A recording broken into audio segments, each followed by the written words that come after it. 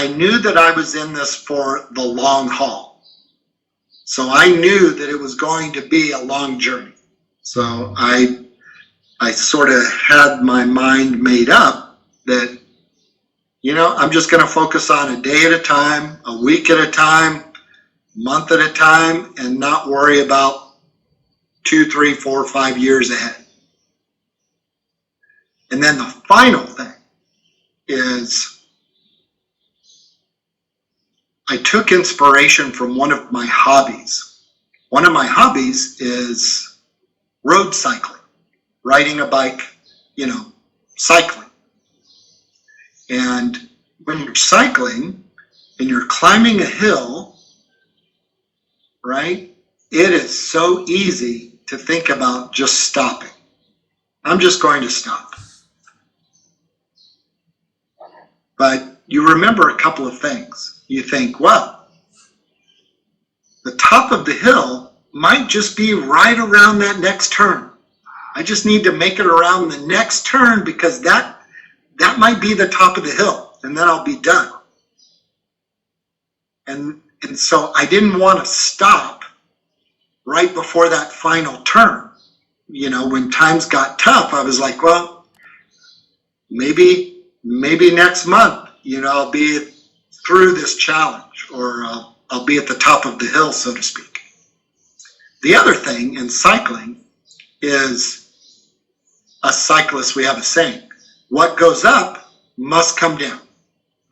So eventually you'll get to the top of the hill, and then you'll get to enjoy the downhill on the other side, you know, where you just get to coast and relax and go super fast down the hill.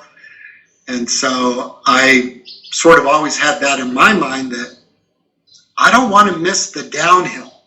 Once I climb this mountain, get up to the top, I really want to enjoy coasting down the other side. So that sort of helped me keep going as well. Does that make sense? Makes a lot of sense.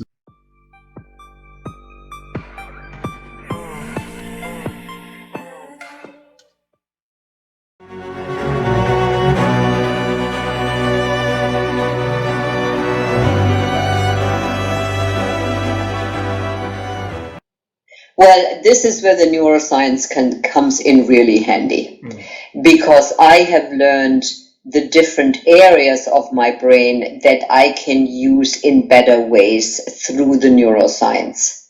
For example, I now know that if I take on too much, and if there's too much stimulation, the stress curve and the impact on my goal direction, empathy, clarity, memory, all the executive functions from the prefrontal cortex, the more I take on, the more the capabilities will be impaired.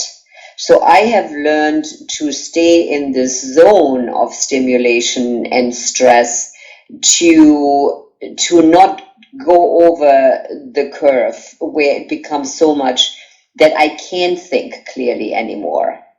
So the neuroscience has really helped me understand my thinking and where it gets to be a challenge and why. And I think that is the incredible benefit of learning how the brain works, because it is we suddenly begin to understand why we do the things we do, and why some of the things work and why some of the things don't work, because it is related to neuroscience.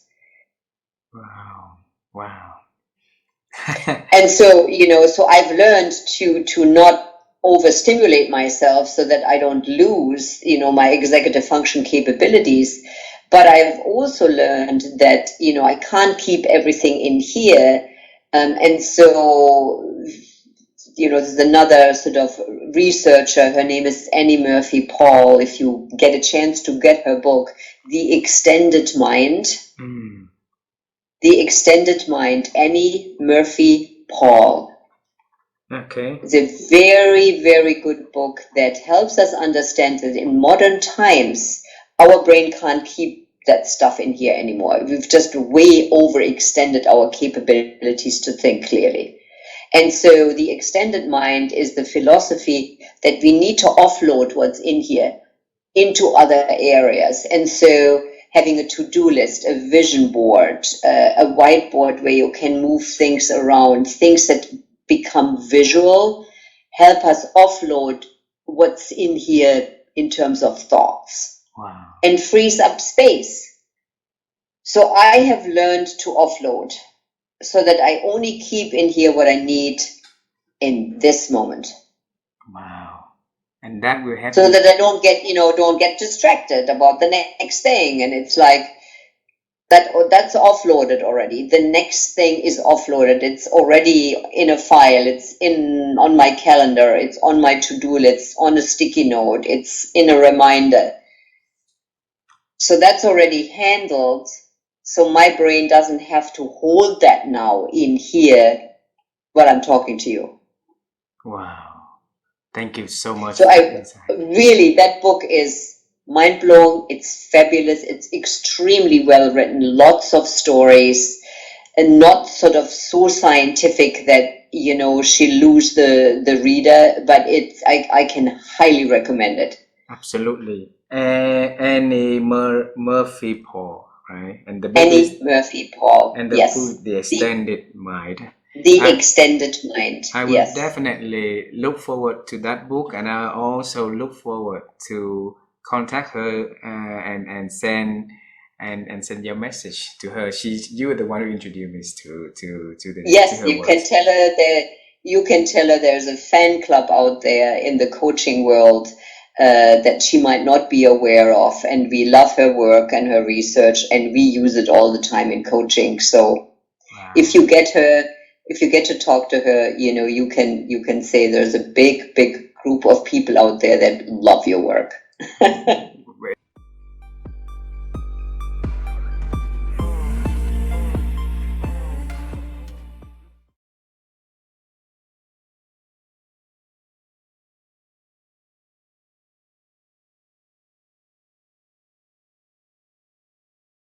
Being open to being wrong, knowing that you're very rarely right, and that keeps the curiosity, and being motivated to find out whether you're right or wrong. That's the curiosity, and I think wisdom comes from that constant curiosity to learn and to grow and to keep your brain plastic as it can be, because what the developmental neuroscience shows is the brain becomes less plastic with age, but it doesn't become completely inflexible. And that's something that one can control. And by putting oneself in new situations to get out of those, what we call a canalization in developmental neuroscience, like you're in a rut, basically. How do you get out of the rut? Well, being open to the idea, number one, that maybe you don't know, maybe you can learn something from somebody completely outside of your normal sphere of influence, and being curious to do that, right?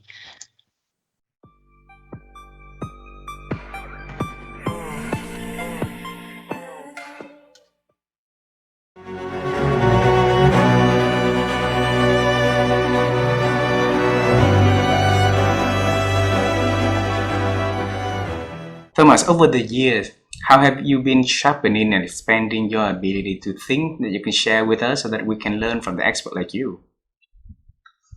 Well, I think the first thing is that learning and thinking to me belong together, right? So for me, I think one of the people who think more deeply and think better are people who are learners, So you could be spending 6 hours on Instagram or TikTok or whatever and watching, people fall in puddles or cats that jump from trees. That's fine. You could do that. Or you could be reading a book. You could be reading a story. You could be learning about how nature works, how humans work, right? So for me, learning to think is learning, first of all. I think the second thing about thinking that I really believe in is focus. And by the way, I'm struggling with that. So it's a lifelong learning experience. What's important to me, the most important good that helps us think is time. And for me, the question is, on your schedule, where's your thinking time? Just look at your schedule. Tell me when you're thinking. So for me, focusing on that in a deliberate fashion is important. One way for me to think is to write. Like, write down a thought. Another way to think is to teach, right? If I can explain it to you, I know I've understood it. Frankly, not before. It's really hard to be sure that you understood a problem if you've not taught it to others. But the focus is the mental state. Of course, there's practitioners who teach you how to do that, from your side of the world, right? Whether it's yoga, whether it's meditation techniques, right? Calming your mind is a good thing. My version of that is I go outdoors a lot. I go run. I move my body. Thinking also means to be in a healthy body, right? So for me, that's the other thing that really matters. But really giving your time the focus, that your mind the focus that it takes. There's a final point that matters, and it's mattering differently for different people. I think well with other people. So some of my best ideas happen in the presence of other people. Not everybody is the same. There are people that need to be for 24 hours by themselves, then they have the best ideas. Or they have understanding. Again, I need my alone time too, but if it comes to thinking of new ideas, often it has to do with interaction of trusted individuals other than me. Also people who think differently than me. So that's another element of it. So those are the pieces. I just, the rule that I really always say, whether it's about thinking or about other things, show me your calendar and I'll tell you what's important to you. So if you say my goal is to do X and Y, your calendar does not show that. It's not important to you. You just talk about it. And so if your goal is to improve your thinking and your knowledge, show it when you do that in your life. It takes time to get better at that. Don't care what it is. Whether you want to get better in sports, whether you want to get better in science, thinking, get better learning about other people, it needs to be time that you spend. Time is the most precious good for everything. Wow, wow.